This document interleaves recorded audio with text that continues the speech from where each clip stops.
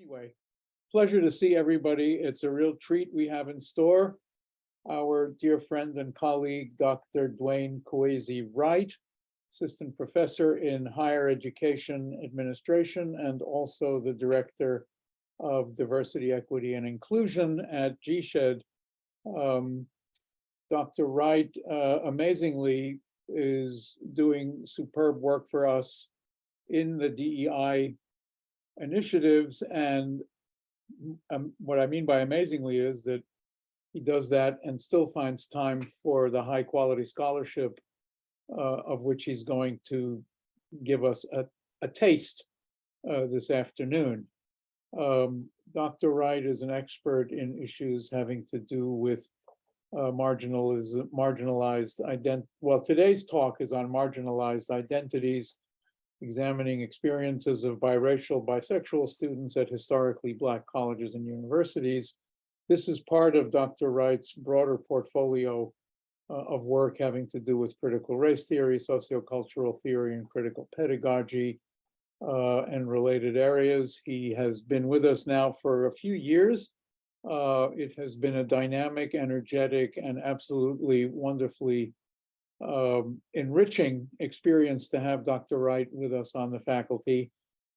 He came to us from a short stint at the Savannah Law School in Georgia, where he taught constitutional law.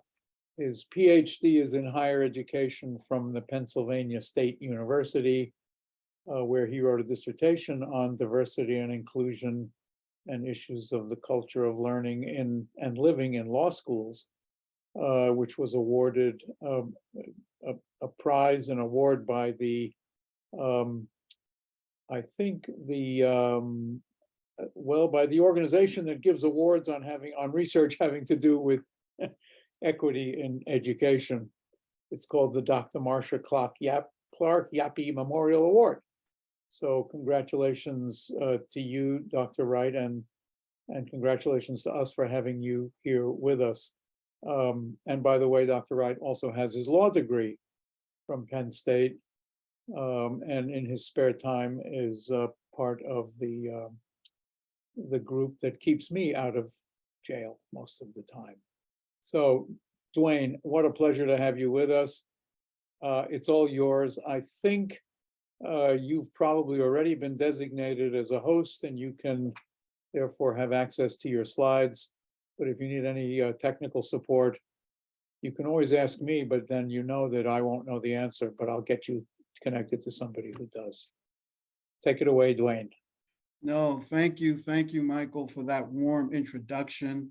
It is so good to honor my mother by having so many awards that people flip out and forget what the name of them are, right? I think that is a true blessing and an honor, and it's an honor to be here with you today. A big shout out first and foremost to our staff, Victoria, Megan, Tehran, first and foremost, but all our staff here at gsehd. We are a research institution, but sometimes those that are on the periphery of research allow that to be possible. And without those three, I just don't know where I would be. The second big shout out both to the participants in this research that I'm about to present to you today. We often talk about the researcher as the focal point of the business we do here in a research university. But really, it's about the participants, those that are vulnerable enough, courageous enough, daring enough to share their experience with us. And I want to dedicate this particular presentation to the 6 of them. And finally, a big thank you to the Dean's Office here at gsehd, represented by, of course, Dean Michael Foyer, our interim associate dean, Lionel Howard, because it was their investment in their Black faculty. And we had a Black faculty retreat last Juneteenth that allowed this to be possible. This project was in Bergalow a little bit, but I was able to take the time, the effort, and the energy from my fellow participants in that writing workshop to sort of get this done. So thank you, gsehd, for making that investment. All right, if we can go with the next slide. All right, a brief introduction, starting with an agenda. First, we're going to talk about, what it is we're here to do, who am I, and the research that I do. I'll present with you the research questions, and then we'll go through some, typical variables of research, streams of investigation. That's what we call the lit review, theories guiding the inquiries, the mode of inquiry, better known as the methodology, the exploitation of data, the analysis, and then the outcomes and implications thereof. I do hope to leave at least 20 minutes for questions and Q&A. I have a timer here because I tend to talk long, but we'll get there eventually. Next slide, please. All right, so an introduction, if we can go to the next slide. So this work is called Bifurcated. That is a working title. If you want to suggest other titles, I am 100%, or at least 99% open to it. It's an interpretive phenomenological inquiry into the experiences of biracial, bisexual students who attend HBCUs, specifically here in the DMV area. This is an ongoing research project. Data collection is still in process. The IRB has been approved since this past summer, 2022. The target journals are the Journal of College Student Development, the Journal of Student Affairs Research and Practice, and or the Journal of Bisexuality. Suggestions, critiques, constructive criticism, and all questions are welcome. I have been delighted to see the support of the turnout here today, as well as the modes of affirmation in the chat. But this is research, folks, so your critiques are as appreciated as your warm embraces to this project. So feel free to rip it apart if necessary. Next slide. A little bit about who I am. Dean Ford did a great job of doing your introduction, but just so you know, my name is Dwayne Kwaysee Wright. Got a bachelor's degree from an HBCU, which is one of the subjects of this research here. And then I went on to the Pennsylvania State University to get a master's, a law degree, and eventually a PhD in higher ed. In addition to being an assistant professor of higher education administration, where I teach about education policy as well as education law, I happen to have the privilege and honor of serving as your director of diversity, equity, and inclusion initiatives here at GW. Next slide, please. All right, so where does this fit into my research? What research do I do? My research is situated at the intersections, you're going to hear that word a lot, of systemic and institutional subordination, the legal systems, and the educational systems here in America. Our Vice Provost of Diversity, Carolyn Laguerre-Brown, likes to say that us diversity officers are at the intersection of race, law, and policy. And as a researcher, I like to think of myself as right at the intersection of identity, one of which can be race, law, and policy. This is in recognition that many of our nation's systems and structures, schools, affirmative action, were created when minoritized and marginalized groups were denied full participation in American society. Not necessarily a situation we have today, but the research does have a historical bent to it. Thus, my research seeks to challenge our society to reconsider the legitimacy of its own institutions and to reevaluate the so-called taken for granted assumptions upon which many of these institutions are based. Next slide, please. All right, I really like this sort of double helix as a good visual for what is my overall research project. And I really think they're a combination of two impactful questions. One, how identity impacts learning. You understand? So what does it mean for the pedagogy that we have here at a university that the student may be a Black male or a white female or an Asian transgender student? The second question, which really intersects with the first, is how does law impact identity? How does law shape our identity? How does law create our identity? How does law modify our identity? And to do inquiries into these various topics, sometimes they're on race-conscious admissions, sometimes they're on student debt, sometimes they're on, equal protection and free speech law. We just had a program on academic freedom. Title IX will be the subject of my lecture tomorrow in my legal issues class. We use a varied amount of critical methodologies and critical theories, sometimes critical ethnography, sometimes critical policy analysis and the theories, sometimes critical race theory, sometimes this new emerging sort of section of my research on critical whiteness to do various topics along the intersection of these two questions. Today's project is a critical inquiry into experience, utilizing critical imperative phenomenological inquiry and a theory I hope to introduce to you called a queer critique of color. All right, just let that sit there. Next slide, please. All right, brief context before we get into the meat and potatoes, so to speak. Next slide. So we begin with this question, this sort of quote. I really don't know who said it, but it's one that I use and a lot of DEI practitioners use. When you're accustomed to privilege, equality feels like oppression. When you are accustomed to privilege, equality feels like oppression. Now you might just, on vibes know what this means, right? But from a research perspective, having taught this quote for a while, having used it to explain privilege and oppression to students, I started thinking about several things. More importantly, these three forming questions here. One, what does this actually mean? Right? When you break it down, what is this trying to communicate? What is it not trying to communicate? What are we trying to tell other people when we give them this quote? How does one become, quote, accustomed to privilege, right? Is it an experiential? Is it, inherent? Is it within the pedagogy we have? And then probably most importantly for this project, does holding privilege make oppression any less oppressive? Right? We say that when one becomes accustomed to privilege, equality feels like oppression. But what if you really are subjectively or objectively being oppressed while holding so-called privileged identity? What does that do to one? How does one cognitively make sense of that? And how does that impact learning? Next slide, please. So I like to say that most of my research is about inquiry. It's about a genuine curiosity. And this one is based on an intersectional curiosity.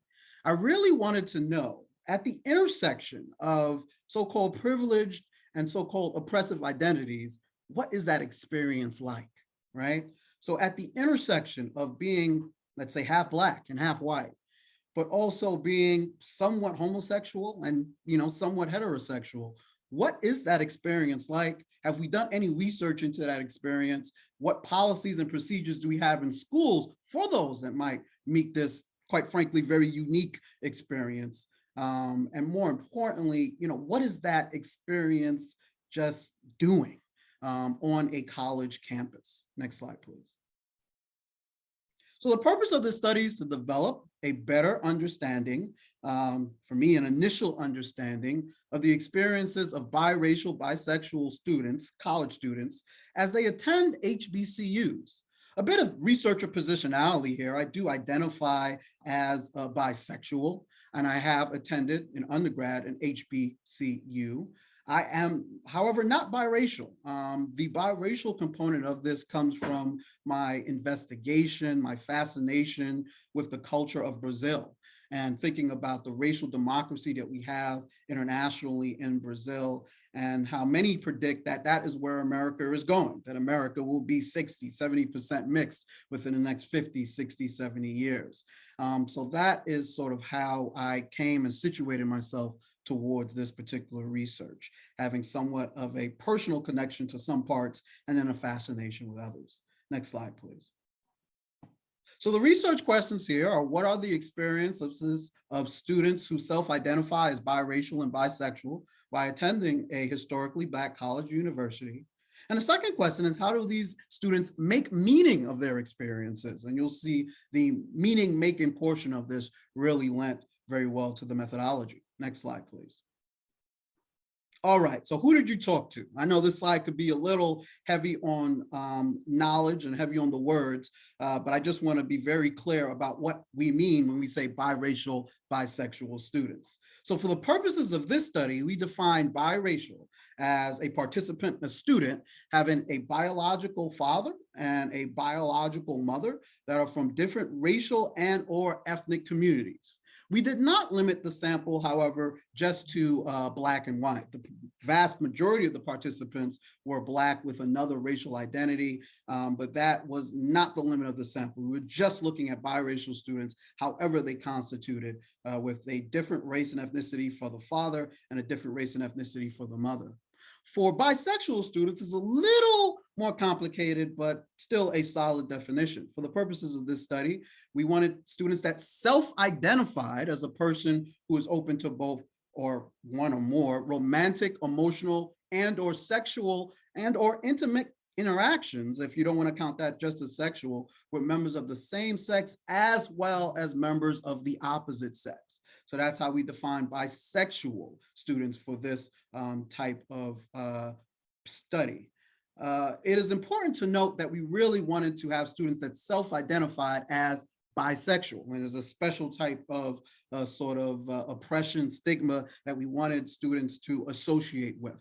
Therefore, there are many, many other types of sexualities. There are pansexual, regardless, what the gender is or what the sex is, there's an attraction to that. There's demisexual. However, we only wanted students that self-identified here as bisexual. So if you had another sexual orientation and identified as bisexual, you were all to go. But if it were in one of the other categories that did not have you self-identify as bisexual, we did not take you. All right, next slide, please. And where are they learning? So this is the Higher Education Act of 1965. And unlike some of our other minority servant institutions or MSIs, the law defines what an HBCU is. Any historically Black college or university that was established prior to 1964, and that historical marker is really important, whose principal mission was and is the education of Black Americans.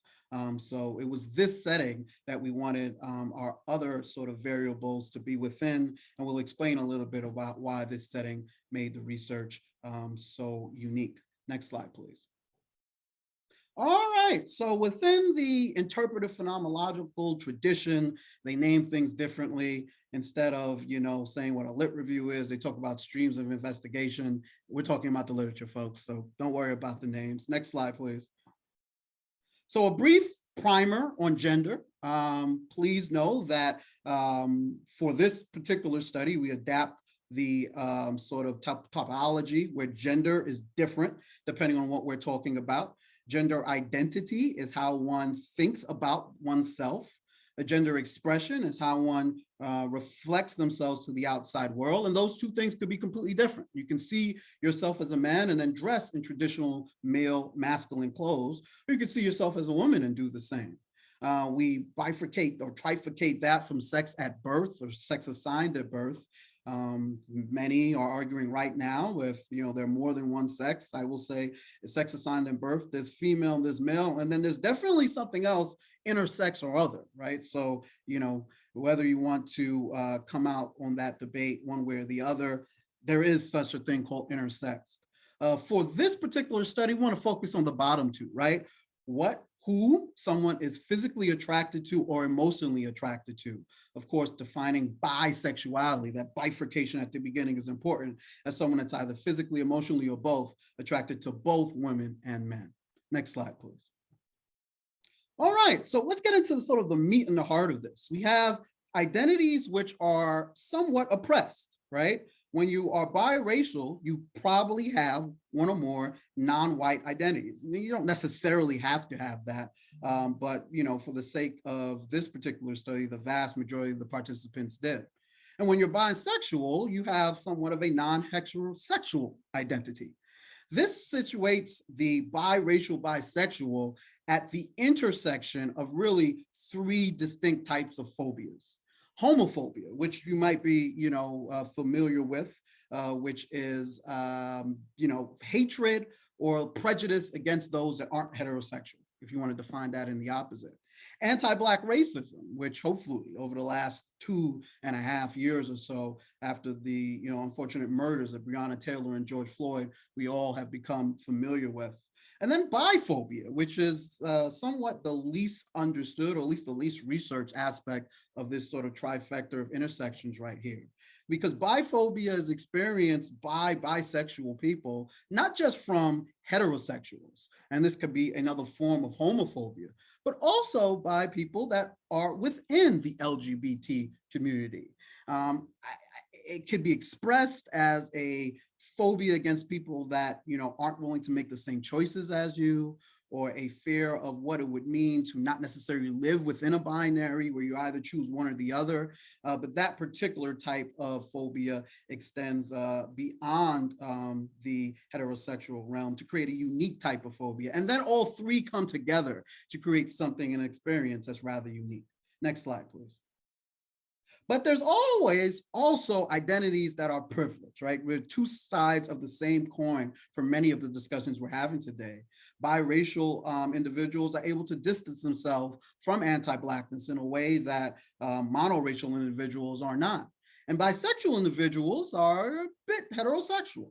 Many of the participants, I shouldn't say many, but some of the participants in here are articulated having authentic relationships, not so-called DL relationships, but authentic relationships from their subjective experience where they had heterosexual romantic relationships in public, but then non-heterosexual sexual relationships in other settings. And many of the participants were able to pass when it came to sexual orientation or race. So we have this unique sort of interaction of the biracial that's also affected by anti-Black racism, but can distance themselves from it, and the bisexual that's affected by a heteropatriarchal system, but could also distance themselves from it as well. Next slide, please. All right, so that sort of highlights our identity variables for this. We're talking about race, folks. Anti-Blackness is both prevalent among Black people and from non-Black people, and whiteness as a property interest and as a standard bearer default, if you will, as well as light-skinned privilege exist within a racial discussion. We're talking about sexual orientation, and according to the premier research institute for LGBT folks in America, the Williams Institute out of UCLA, bisexuals are actually numerically the largest component within the LGBTQ community, meaning numerically they represent more than lesbians, gays, transgender individuals, queer or questioning folks. And if you think about it, that sort of is shocking on one end, but sort of makes sense on the other end as well, as we move away from sort of the capture of the binary. And we're talking about HBCUs, right? A place that, as you saw, was made for Black people to be a refuge from, the exclusion.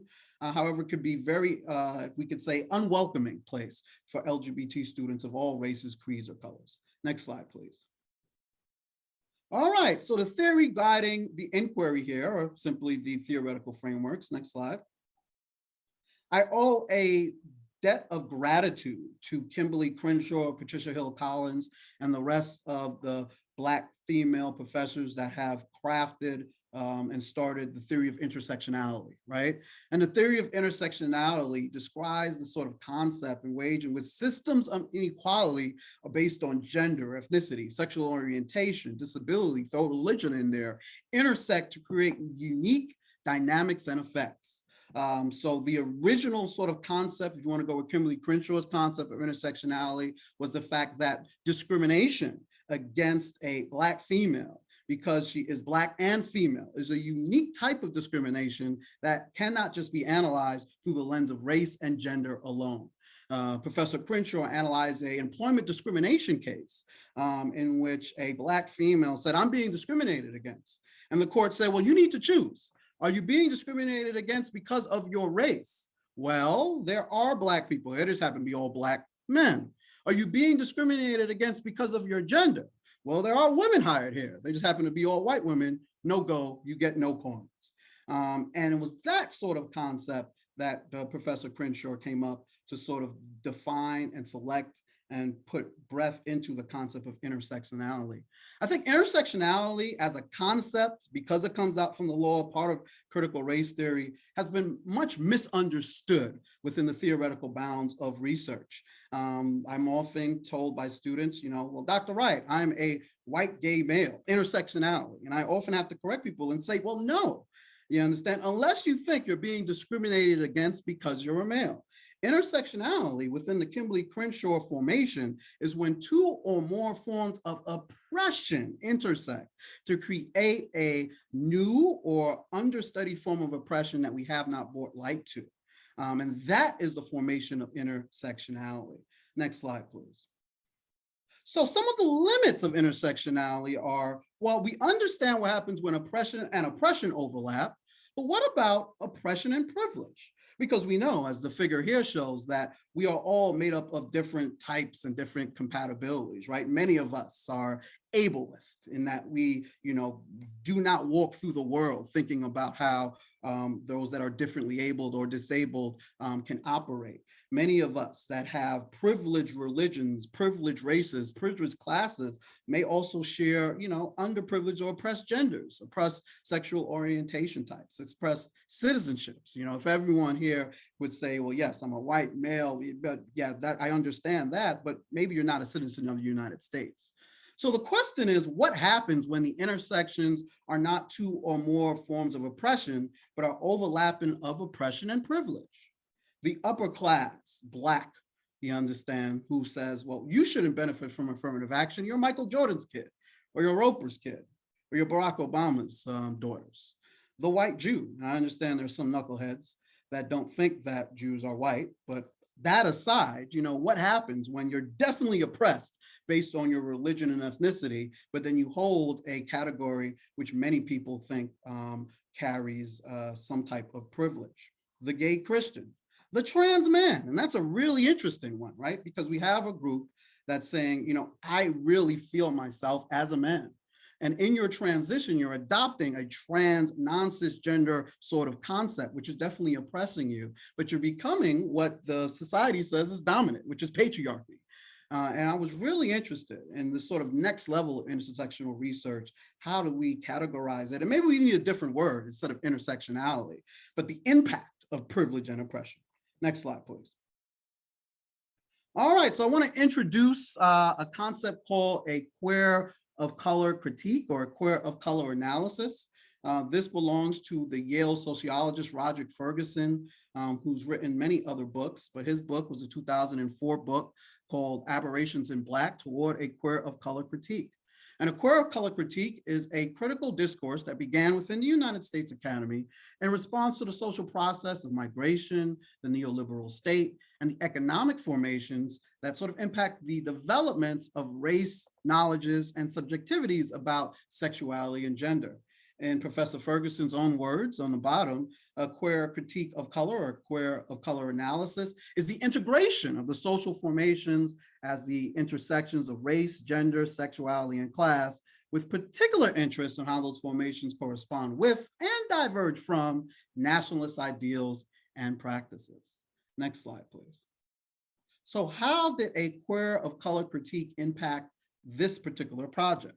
Well, instead of just asking about race, we're asking about how race impacts sexuality, and if class/capital shields a certain people from the racial stigma that they have as a racialized minority. We're asking if the color of one's skin impacts sexual relations. And I want to associate this particular line of inquiry with the great work, now 2 decades old, of Shabbatana Somerville, Queering the Color Line. And so she talks about there how the invention of the homosexual was almost part and parcel with the invention of the colored person. And of course, all this happening at the site of the HBCU as a potential site of emancipation for Black heteronormative students, while simultaneously being a site of oppression for the Black queer student. What does having a race or sexual orientation that historically might go against what a lot of people at HBCUs believe, how does that impact one's experience? Next slide, please. All right, now to the mode of inquiry or the methodology. Next slide. So what I engaged in here is known as interpretive phenomenological analysis, or just interpretive phenomenology. Phenomenology is both a research methodology and it's a philosophy, which makes it kind of confusing, but I'll try to explain it the best way I can here. The aim of IPA is to explore how participants are making sense of their personal world. So we're focusing on the meanings of particular experiences, events, states of mind, and how those meanings hold for the participants. So we're 100% not trying to get objectivity here. This is a subjective reporting mixed in with some interpretation by the researcher, right?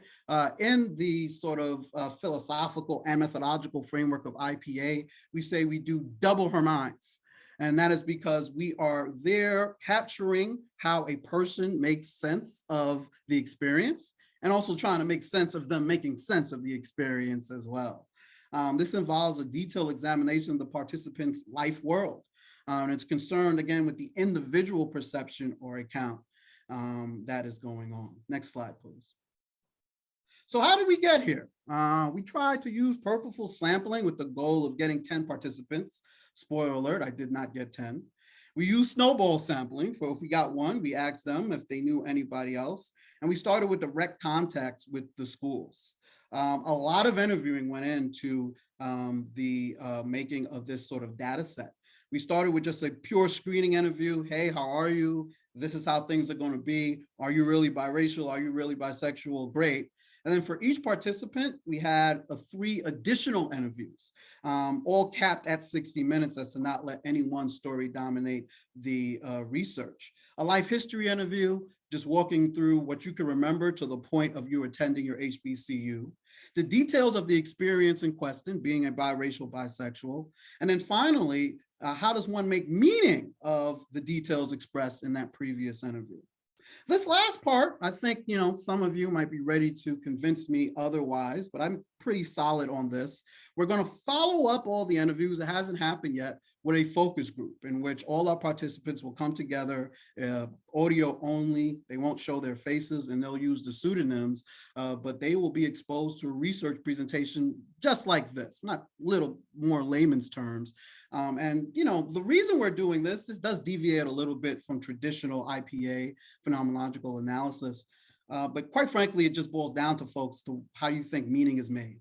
And as a social cultural theorist, I think meaning is never made in isolation. Meaning is always made socially, and there needs to be, for me, a social component to answer these research questions. Happy to take questions about that or interact with you as we get to the Q&A, but that's how we got here. Next slide, please. All right, very quickly, the schools, they're all HBCUs in the DMV area. You see the student population. The reason that we gave alpha, beta, gamma was not the student population, it just happened that way. We had one private school and the others were public. And if there were an LGBT center, and the reason we highlight this right here is because many HBCUs do not have an LGBT center, enough that you probably couldn't necessarily tell who the school was from this, but we had 2 that did not, 1 that did, and 1 that was developing. Next slide. So remember, I wanted to dedicate this to my participants. I spent a lot of time with these young ladies, men, and those that didn't identify with either over the last couple of months. I really could probably do a whole research project on each of them individually. They were that interesting. But keeping with our theory of a queer critique of color, they have ages. You can see the ages range from anywhere from 19 to 25. They all were, of course, biracial, with one person, Camilla, not identifying at all with Black or Blackness. The socioeconomic status is also a pretty good point of order within queer critiques of color. And you saw we have anyone from working class to at least one upper class individual. We did not analyze for gender here, but we collected that data. So the vast majority of the 6 participants were female. We have at least 2 people identified as male and 1 two-spirit person. It was great to learn about that, as well as the schools, and then standing. We did not limit it just to undergrads. We have 1 grad student. We have everyone from freshman all the way to a first-year grad student. Next slide, please. All right, now let's talk about the exploitation of data. It's just a data analysis. Next slide. So audio transcripts were converted into written transcripts using rev.com. The coding took place using in vivo. We started with just open sort of in vivo coding, and there were 2 research memos that were compiled for each transcript. So for each interview, there was a researcher memo, which I used to bracket my own assumptions. This is how I felt about it. Maybe this is just my bias coming in. And then a project memo that was explicitly there to see what data did I gain from this interview that answered or led to answering the research question. After we got all the open codings, a queer critique of color was then utilized to advance from open coding to axle coding. And this is following the good advice of Van Manen from back in the day. Next slide, please. All right, so what are the outcomes, right? Or what are the findings so far? We want to emphasize this is ongoing research. Next slide. So just a reminder, the research questions are, what are the experiences of students who self-identify as biracial and bisexual by attending a historically Black college and university? And how do these students make meaning of those experiences? Next slide. So I just want to remind you of the participants. Of course, these are pseudonyms. The students 100% got to select their own pseudonyms. Next slide. A few common themes before I get into the themes that I want to share with you today that are backed up by the data. One, many students, many participants talked about feeling like they had to make false choices between being white and Black, between being one race or the other, between being heterosexual on Monday and non-heterosexual on Wednesday. They talked about the discrimination that comes with being associated with a privileged identity, whether that being white or Asian or something else, in a learning environment, the HBCU, that was designed for those racially oppressed. They talked about assumptions that were made based on identity traits. And then, the big one, the thing that really rung true, and if not all of the interviews, the vast majority, being ostracized by the Black community for having an association with whiteness, but being simultaneously ostracized by the LGBT community for having an association with straightness.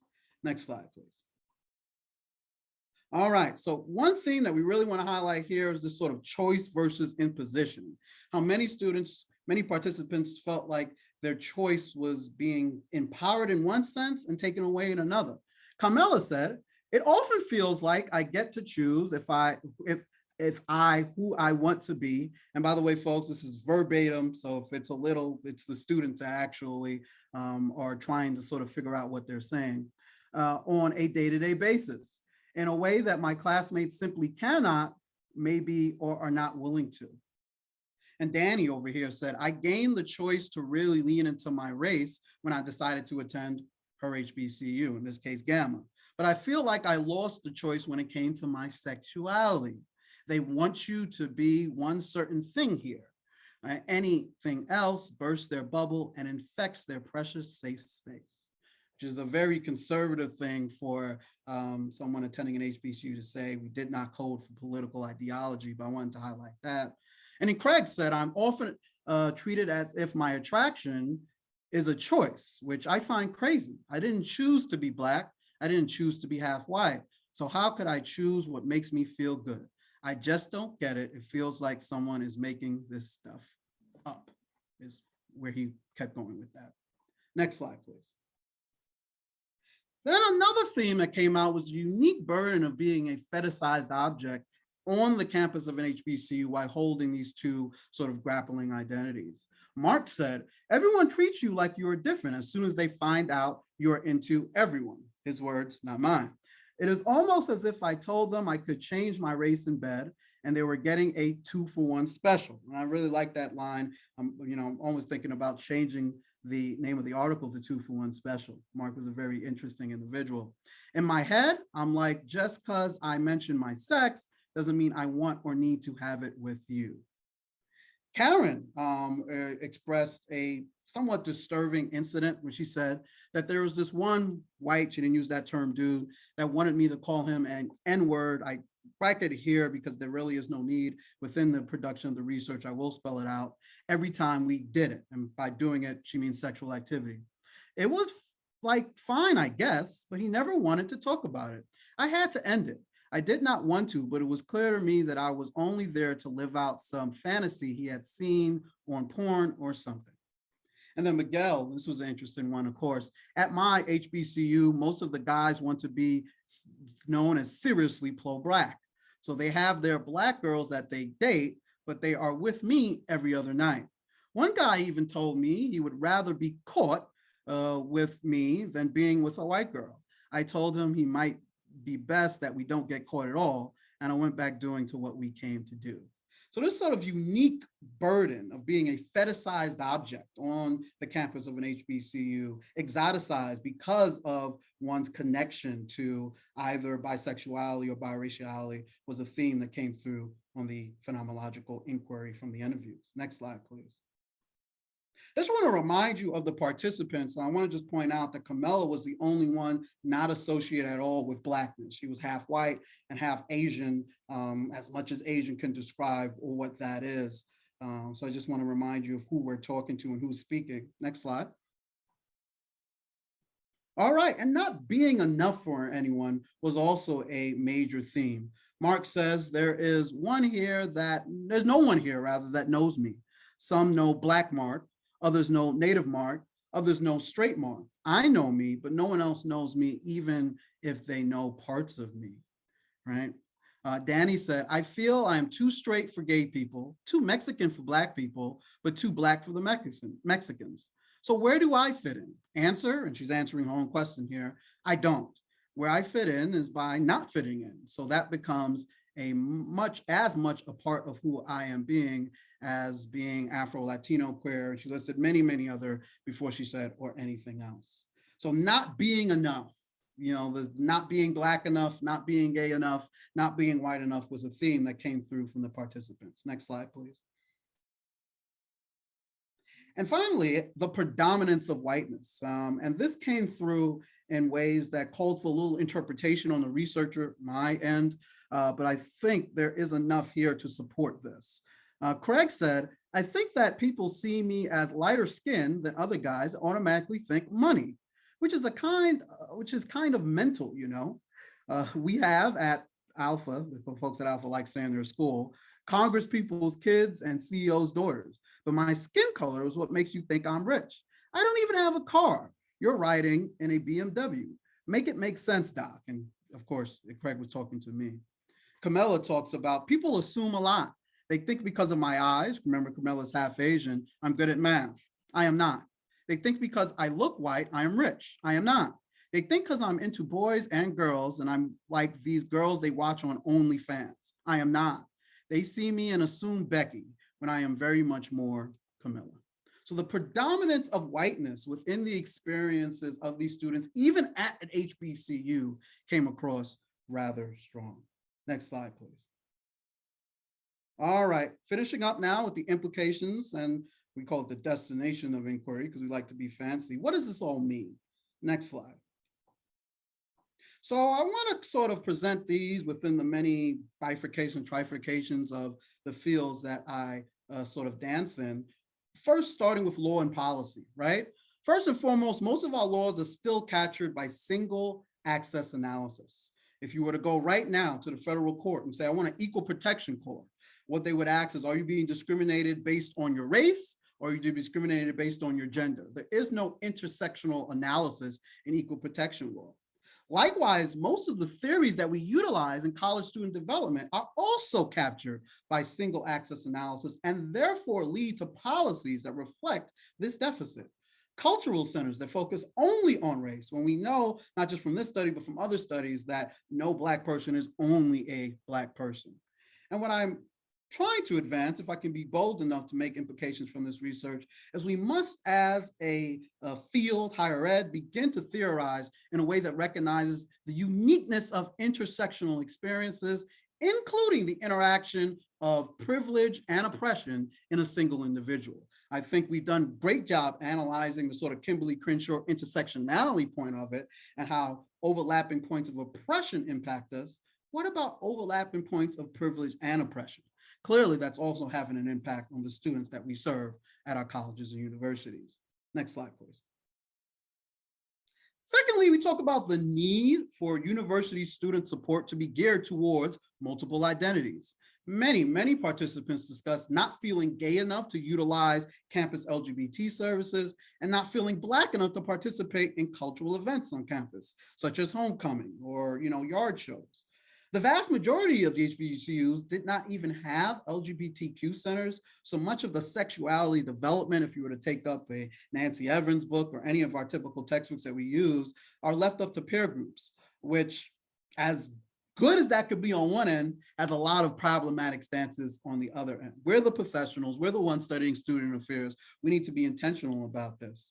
Finally, and this may be a bit of a controversial statement, there is no racial identity development without, and this speaks directly to queer critique of color, gender, sexuality, and class development right alongside it. And if you think that you can guide a student to develop as a Black man or a Black woman without dealing with these other standpoints, you are simply wrong. At least that's what the research is pointing to.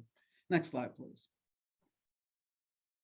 Finally, all groups, minoritized or not, need education during college or university on confronting anti-Blackness. And we are just at a loss, have a disservice to the populations that we serve here by not actually getting that. Much of the fetishization that I talked about as one of the themes that participants engaged in was the result of what I term as the elevation of whiteness as a property interest in the minds of their peers. Many of the female participants talked about being, the object of affection or a trophy that many of their participants wanted to get because of their half whiteness or connection to, whiteness as well. And then the existence of some privilege along with oppressive identities seem to hypercharge internalized racism and bi/homophobia within the experience of the participants. What do I mean by that? It seemed that participants, in trying to make meaning of their experiences, were really wrestling with, how do I sit as a privileged person in a place made for the oppressed?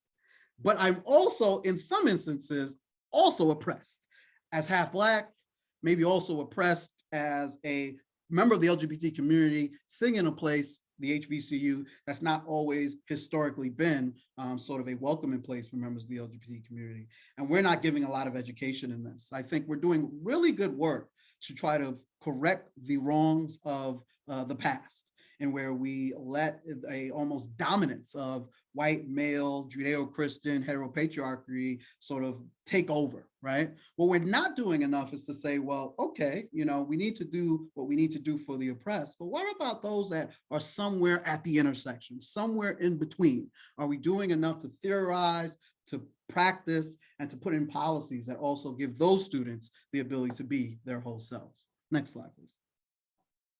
All right, so just to sum it up, we looked at the experiences of 6 individuals identified as biracial and bisexual at HBCUs within the DMV area.